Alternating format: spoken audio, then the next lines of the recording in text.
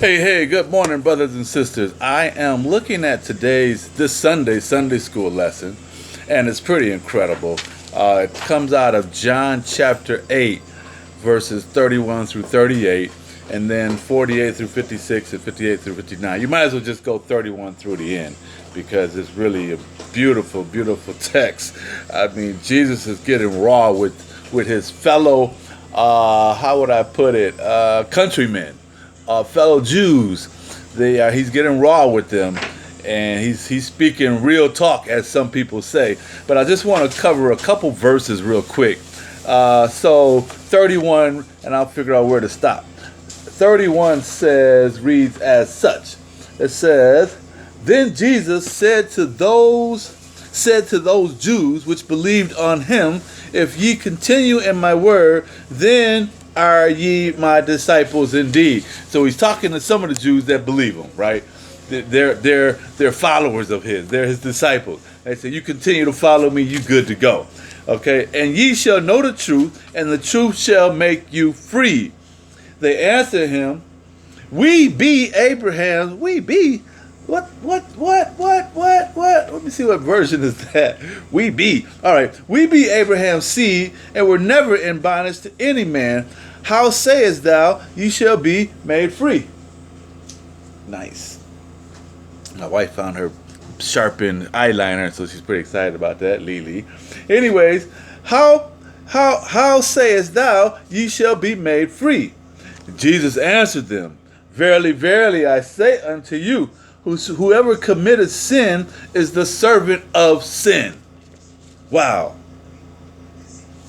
Let me stop right there because that speaks to me. Let me get my other version. What verse is that? That is verse 34. Let me pop over here to NIV 34. Okay. "Jesus said, I tell you most solemn..." No, that's the Message version. 34. "Jesus replied, Very truly I tell you, everyone who sins is a slave to sin." Let's pop over to the Message. It's a parallel Bible here. You know what a parallel Bible is. Anyways, let's go. "Jesus said," this is Message, "I tell you most solemnly that anyone who chooses a life of sin is trapped in a dead-end life and is in fact a slave." Woo! Let's talk about that slave business. Now, in this particular passage, Jesus, they're bragging because they're saying, "We are descendants of Abraham." And Jesus is letting them know that does not make a difference. Okay, you're a descendant of Abraham. My name is David Rhodes. Mostly everyone in Grand Rapids knows who Clifton Rhodes is. Pastor Dr. Clifton Rhodes Jr., right? Who doesn't know who he is?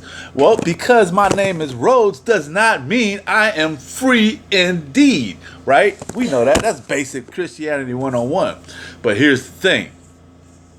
If I believe in Jesus, and I'm not only a hearer, but a doer of the word, then I'm set free from sin, right? Because you can't continue and waddle in sin. I'm talking from experience. You can't continue to waddle in sin and be a follower of Christ. It's just not going to happen. Ain't no more coffee left in here. Anyways, so let me tell you a little bit about sin. I ain't got to tell you. You can think of your own life, but I'm going to tell you from my perspective. So there's sin. Sin is designed by the father of lies, Satan, the devil, right? Sin is devised to draw you in and to keep you slave in shackles. Right? Your feet are bound, your arms are bound, your mind is bound, your soul is bound to hell. Your soul is bound to hell, and the devil's got you locked in because sin feels so good. If it didn't feel good, you wouldn't do it. Am I right about it? Do I got a witness in the house? Let's take marijuana, for example. I smoked marijuana a couple times in my life. I don't like marijuana. It makes me so dang on paranoid. I go crazy just smoking some weed. But I know the feeling when you have sin. It's like, ladies, picture this. Imagine this. Imagine that guy, your husband, your spouse, that guy back in the day. I know you don't do this anymore if you sit. But let's imagine when he's whispering in your ear and he kisses your earlobe and he's kissing your neck. Or God, fellas, imagine when that lady starts talking to you and you're all hugged up on the couch. You know, that Netflix and chill. And she starts talking to you and rubbing and caressing on you. And it sends that chill through your body, right? That vibration. You know what I'm talking about, brothers and sisters? That vibration goes through your body and it feels good. Well, there's other sins. Man, just bit my tongue. Second time I did that in 24 hours.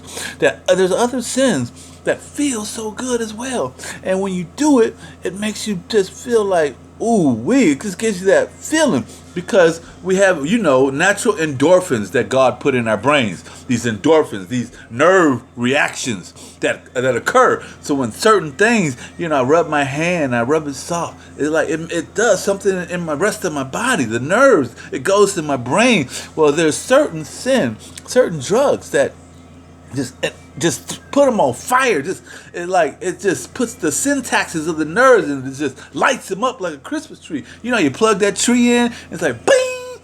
That's what these certain drugs do in your mind. It lights it up and it feels so good. You can't even talk sometimes. You're just stuck and speechless. Like, whoa, it feels good. This is where you become a son of the devil. Because you can't control it, because you constantly want to seek that feeling. But it's a trick of the enemy.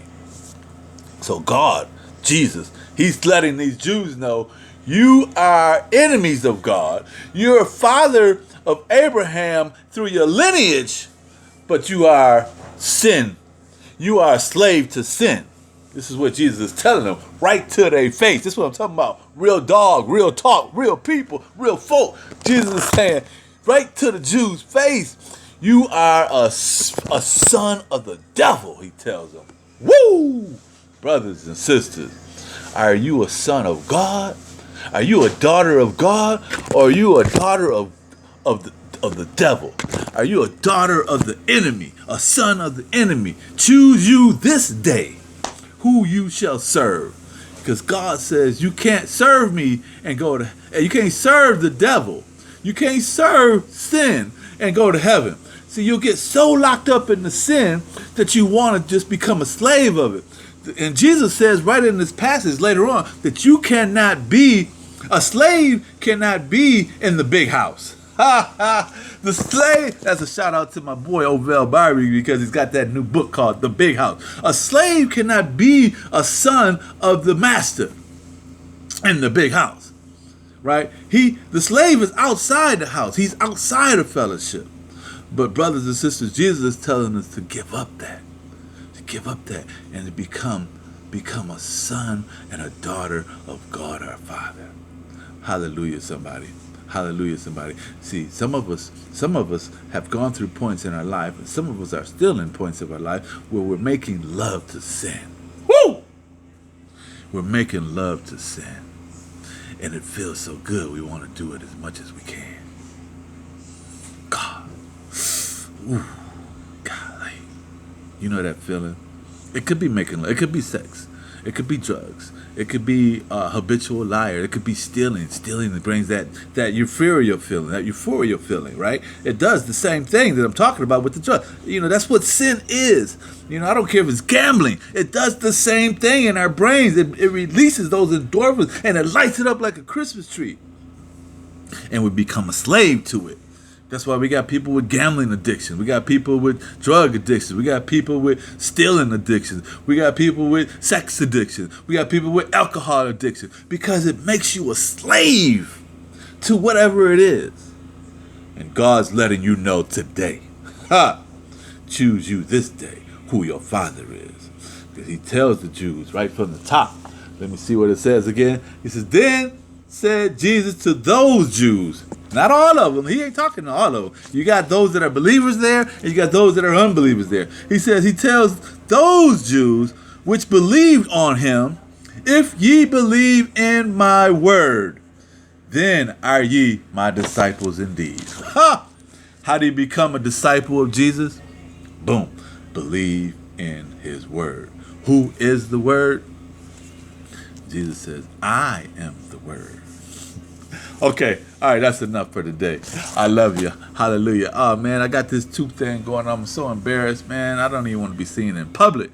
I was at my daughter's wedding and tripped and fell over the sidewalk and bow! Got a new mark on my head. Had to get 6 stitches. It was terrible, but I'm on my way. They just did a compression thing. Anyway, enough of that. Holla back. Love you.